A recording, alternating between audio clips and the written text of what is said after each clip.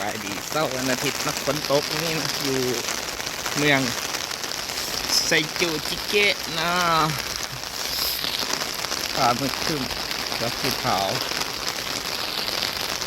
กำลังสิไปแวะกินกาแฟหัวใจเงานี่ทำงานกับภูเขาเสียมาแล้วเนาะแล้วจะมีบอลอะไรจองอันนั้นจะกินอยู่ในนั้น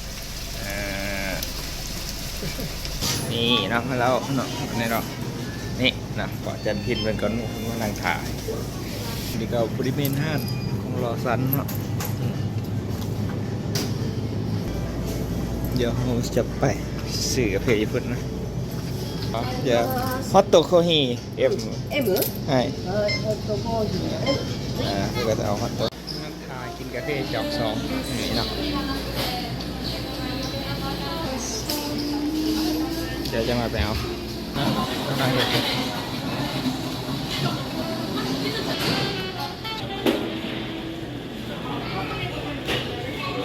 ได้มาแล้วเนาะนี่เนาะ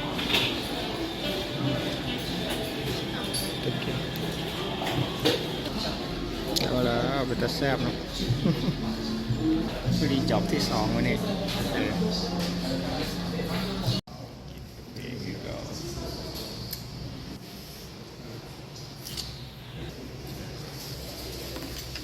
เนี่ยอันฟิยังได้ตัวหัว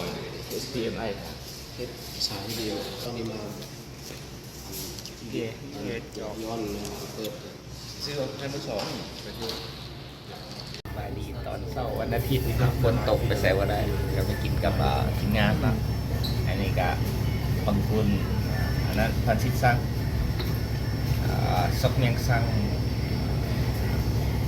ซอกเลย